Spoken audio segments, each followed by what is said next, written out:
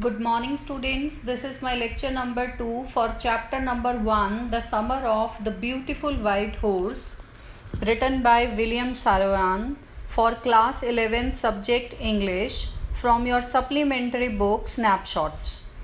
Children, in lecture number 1 of this chapter, I taught you the entire chapter with its introduction, main characters, and the whole explanation of the chapter line wise given from your book. Now in this lecture number 2 of the same chapter number 1, I will recapitulate what we studied in lecture number 1 and then we will proceed to the textual question answers of the chapter and then I will assign you homework. So let's begin with the recapitulation of what we studied in lecture number 1 for chapter number 1, The Summer of Beautiful White Horse. The Summer of the Beautiful White Horse is written by William Saroyan. The story is about two Armenian boys, Aram and Murad. Both the boys belong to Garoglanian family and their tribe is known for their honesty.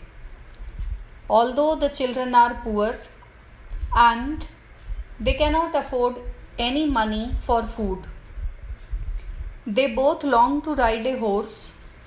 Murad had stolen a horse from a farmer a month ago. One morning he brought it to the window of Aram, his cousin, and asked him to come along for a ride. They rode the horse for many days. When Aram got to know the horse was stolen, he got shocked, but discounted the stealing in his mind. One day, the real owner of the horse, John Byro, came to their house to complain about his missing horse to their uncle Khosrow.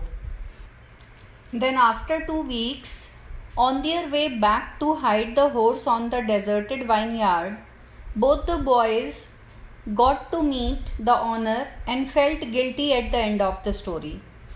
The next morning they returned the horse back to the owner's barn. And now let's summarize the chapter so that you will be able to recall what was taught in lecture number 1 of this chapter, as it is the beginning of your studies in class 11th. So I am going slow with you so that you people understand it in a better manner. So let's begin the summary of the chapter. The story begins with two Armenian boys, those who were cousins, named Aram and Murad. Both the boys were very poor boys. They belonged to Armenian Garoglanian family who were known for their honesty since the 11th century. One early morning, when Aram was asleep and was enjoying pleasant dreams, his cousin named Murad showed up to his window with a beautiful white horse. Aram couldn't believe it and was thinking it was a dream. But since there was a little light outside, he knew this for sure that the horse was real. As they were poverty stricken, he couldn't believe that the horse was theirs. So he was trying to figure out if the horse had been stolen by his cousin Murad. Then Murad had come to invite him for a ride along. He asked him to make it quick before everyone in the world would wake up.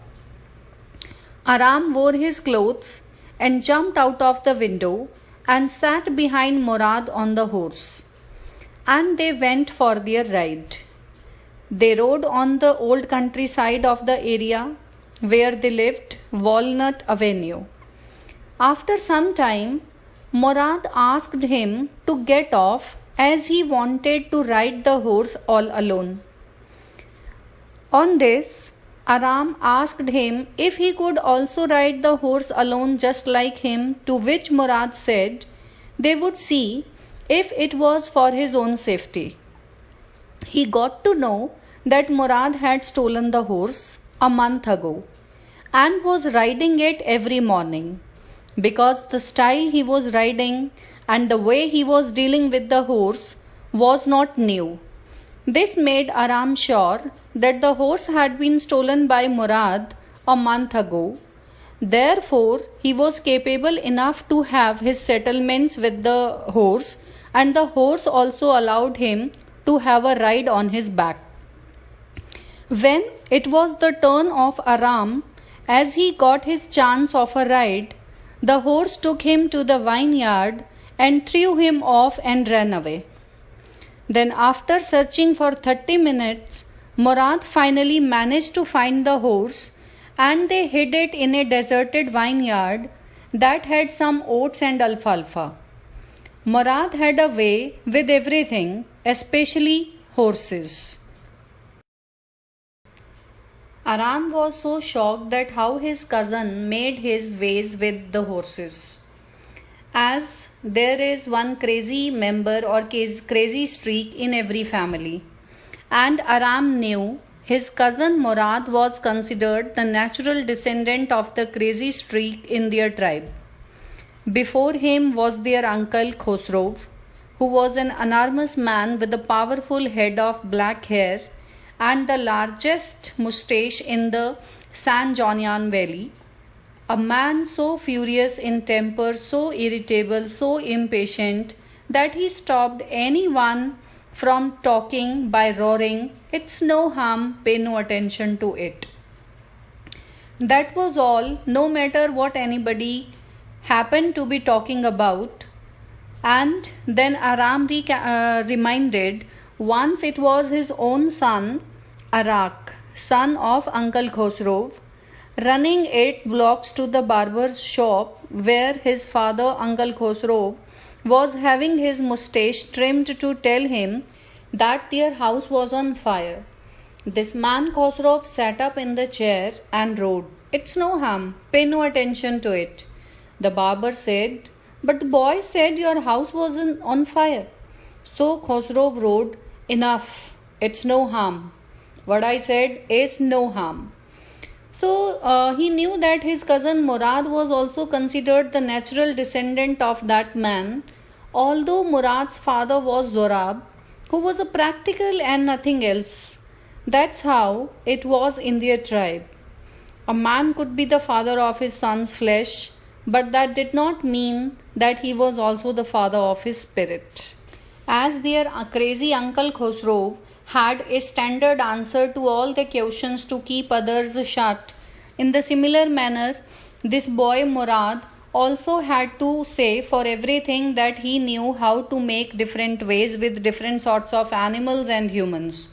So he knew how to handle every type of animal and also humans. Every morning for 2 weeks, both the boys would take the horse for a ride and then hide it again.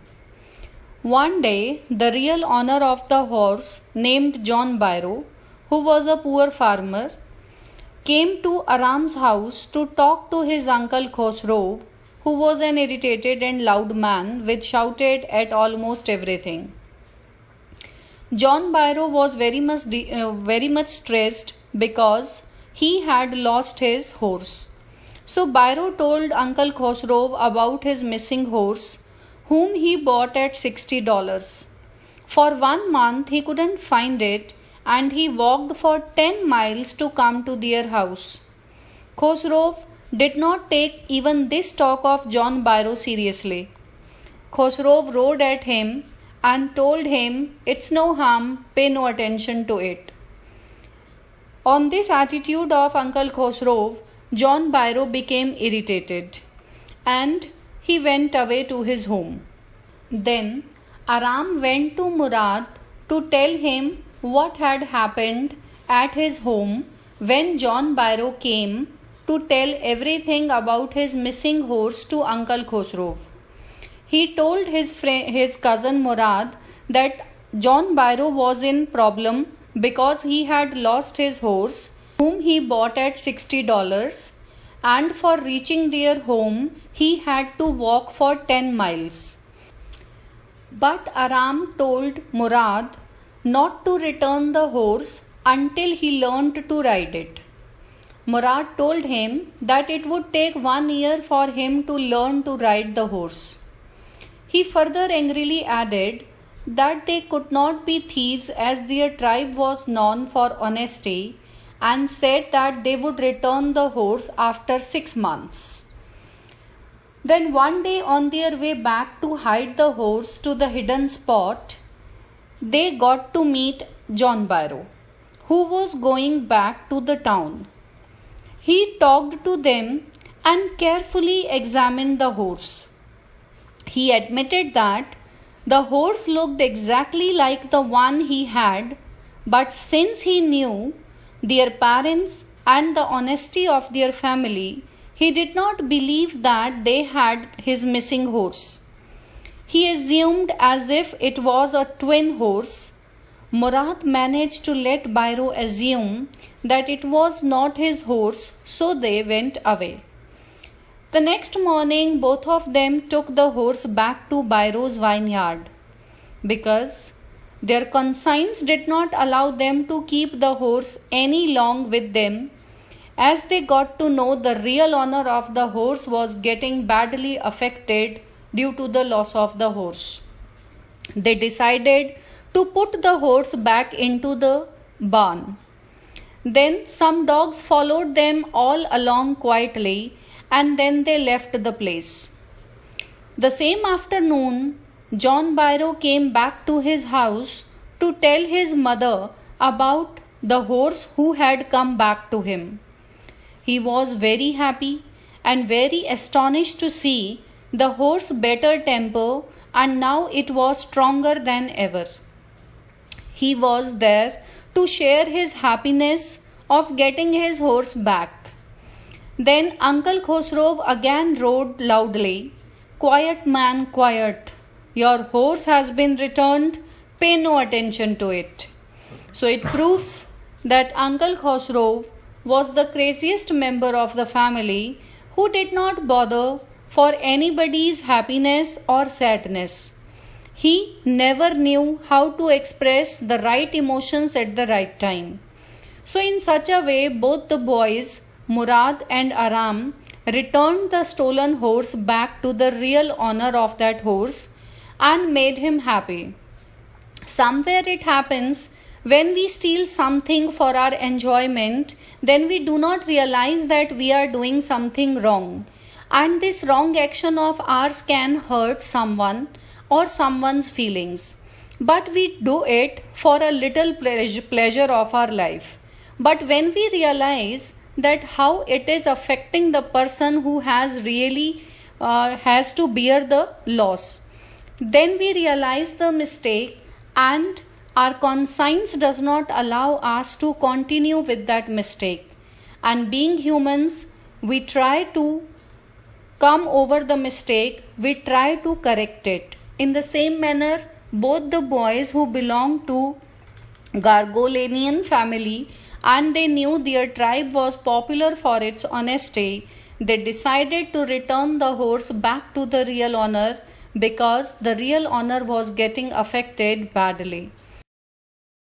Now children, we will proceed to the textual exercise. You see, the textual exercise begins with question number 1, that is, you will probably agree that this story does not have breathless adventure and exciting action. Then what in your opinion makes it interesting? Children, there is no fact denying that this answer can be given in different ways on the basis of different ways of understanding. And you people are also free to answer this question in your words. But I must tell you my opinion that makes this story interesting. As it's true that this story did not have exciting actions and breathless adventures. Yet it had suspense in the story, which made it interesting for the readers. It was a good psychological narration, and both the boys wanted to try something adventurous.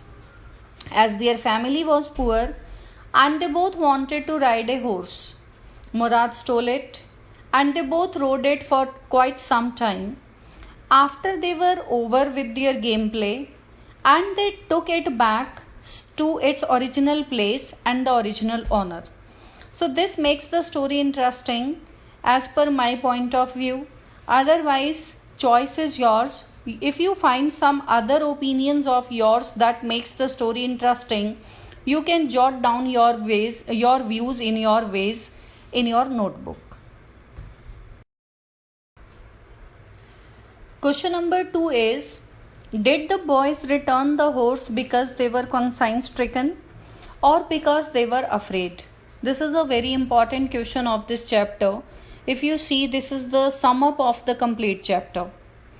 So the answer to this question would be, the boys named Aram and Murad returned the horse not because they were afraid, but because of their conscience. Their family was known for its honesty, yet they had stolen the horse months ago.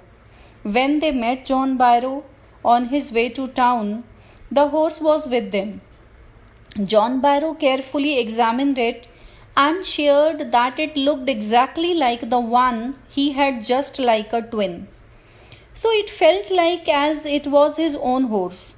But since he knew his parents, then he did not believe it was his horse that they were carrying.